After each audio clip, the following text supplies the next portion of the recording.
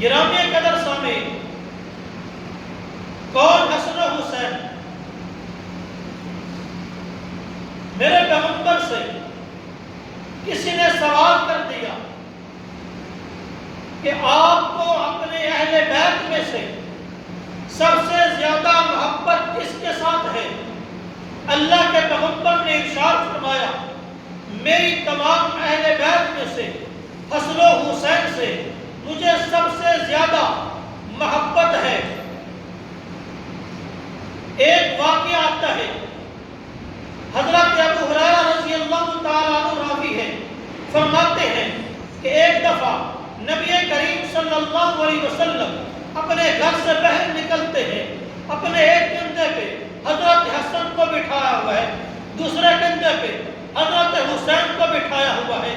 کبھی حضرت حسن کو بوسہ دیتے ہیں، کبھی حضرت حسین کو بوسہ دیتے ہیں، کبھی حضرت حسن سے پیار کرتے ہیں، کبھی حضرت حسین سے پیار کرتے ہیں۔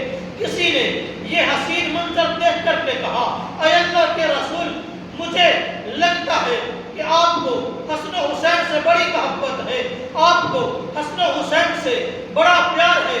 آپ صلی اللہ علیہ وسلم نے ارشاد فرمایا، جی ہاں، حسن و حسین سے میں بڑی محبت رکھتا ہوں، اور پھر فرمایا، من احبہما فقط احبنی ومن ابغضہما فقط ابغضنی۔ جو شخص حسن و حسین سے محبت رکھتا ہے وہ تحقیق میرے ساتھ محبت رکھتا ہے، اور جو حسن و حسین سے بغض رکھتا ہے وہ میرے ساتھ بغض رکھتا ہے۔ تو ہم حسنی بھی ہیں، ہم حسینی بھی ہیں، ہمیں حسن سے بھی پیار ہے، ہمیں حسین سے بھی پیار ہے، ہمیں صحابہ سے بھی پیار ہے، ہمیں اہل بیت سے بھی پیار ہے۔ حسنی بھی ہم ہیں، حسینی بھی ہم ہیں، علوی بھی ہم ہیں، کیونکہ ہمیں ان سب کے ساتھ پیار ہے۔ گرامی قدر سامعین، کون حسین؟ نبی کریم صلی اللہ علیہ وسلم نماز پڑھ رہے ہیں، نماز پڑھتے پڑھتے جب سجدہ کے اندر تشریف لے جاتے ہیں، حضرت حسین رضی اللہ تعالیٰ عنہ آپ صلی اللہ علیہ وسلم کی پشت مبارک پر سوار ہو جاتے ہیں۔ آپ صلی اللہ علیہ وسلم نے سجدہ لمبا کر دیا، حتیٰ کہ صحابہ کرام فرماتے ہیں ہم پریشان ہو گئے کہ لگتا ہے ہمارے آقا کو، ہمارے پیغمبر کو، ہمارے رسول کو کوئی سجدہ کے اندر عارضہ لاحق ہو گیا ہے۔ حتیٰ کہ صحابہ کرام فرماتے ہیں کہ ہم میں سے چند صحابہ نے سر اٹھا کر دیکھا کہ ہو سکتا ہے ہمارے آقا نے تکبیر کہی ہو لیکن ہمیں پتہ نہ چلا ہو، لیکن جب ہم نے سر اٹھا کر کے دیکھا تو ہم نے دیکھا کہ اللہ کے رسول سجدہ کے اندر ہے۔ ہم نے دوبارہ اپنا سر سجدہ کے اندر رکھ دیا۔ کافی دیر کے بعد آپ صلی اللہ علیہ وسلم سجدہ سے سر اٹھاتے ہیں۔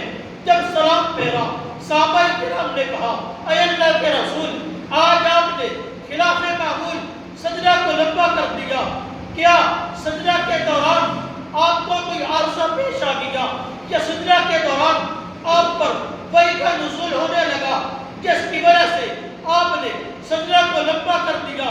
اللہ کے پیغمبر نے فرمایا، ان دونوں باتوں میں سے کوئی بات پیش نہیں آئی، نہ تو مجھے کوئی عارضہ لاحق ہوا ہے، نہ تو میرے اوپر سجدہ کے دوران وحی کا نزول ہوا ہے، بلکہ میرا نواسہ حضرت حسین میری پشت پر سوار ہو چکا تھا، تو میں نے گوارا نہ کیا کہ اپنے نواسے کی خوشی پوری ہونے سے پہلے میں سجدہ سے سر اٹھاؤں۔ اس لیے میں نے اپنے نواسے حضرت حسین کی خوشی کو پورا کرنے کے لیے اللہ کے سامنے سجدے کو لمبا کر دیا۔ گرامی قدر سامعین، کون حسن و حسین؟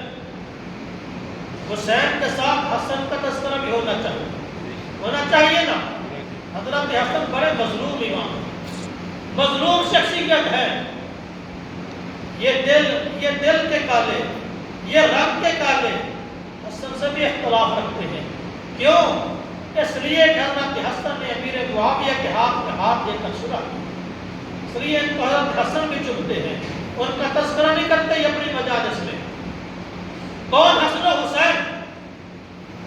ایک دفعہ نبی کریم صلی اللہ علیہ وسلم منبر پہ بیٹھ کر خطبہ ارشاد فرما رہے ہیں تو اچانک دیکھا جال حسن والحسین، حضرت حسن و حسین مسجد نبوی کی طرف آ رہے ہیں، یمشیان ویوسران، حسن و حسین بچپن کی حالت میں ہے، مسجد نبوی کی طرف آ رہے ہیں، چلتے ہیں، چلتے چلتے کبھی گر جاتے ہیں، پھر اٹھ کر چلنا شروع ہو جاتے ہیں، پھر گر جاتے ہیں، جیسے بچے سنبھلتے نہیں ہیں اور چلتے چلتے بچہ گر جاتا ہے، ایسے ہی حسن و حسین گرتے بھی ہیں، گر کر کے پھر چلنا شروع کر دیتے ہیں۔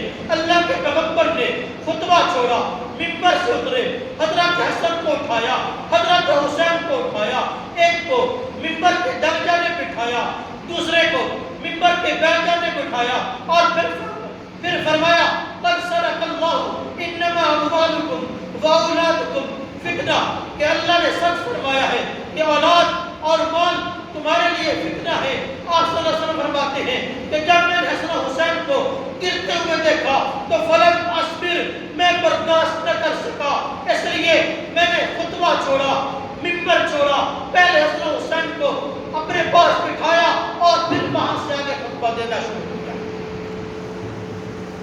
گرامی قدر سامعین، حسن و حسین بڑی عظمت کے حامل ہیں۔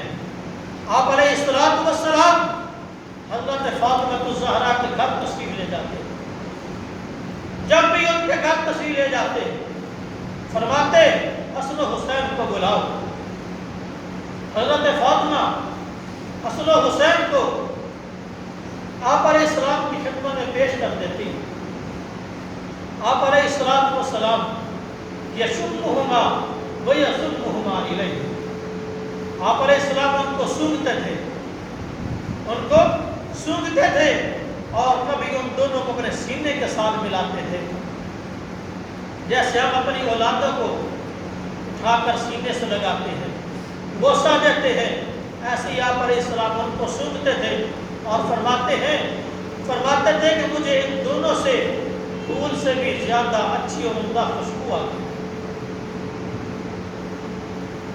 صحابہ کرام نے دیکھا کہ آپ علیہ السلام حسن و حسین کے ساتھ بڑی محبت کرتے ہیں، والہانہ عقیدت رکھتے ہیں۔ یہی وجہ ہے کہ حضرت ابوبکر صدیق، حضرت عمر فاروق شیخین رضی اللہ تعالی عنہما، یہ بھی حسن و حسین کے ساتھ بڑی گہری محبت رکھتے تھے۔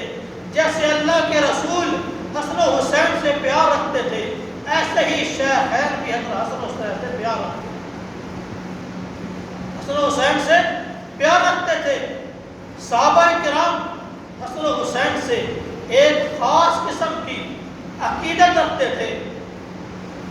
آئیے میں تمہیں خلفائے ثلاثہ کا حسن و حسین کے ساتھ رویہ بتاتا ہوں۔ خلیفہ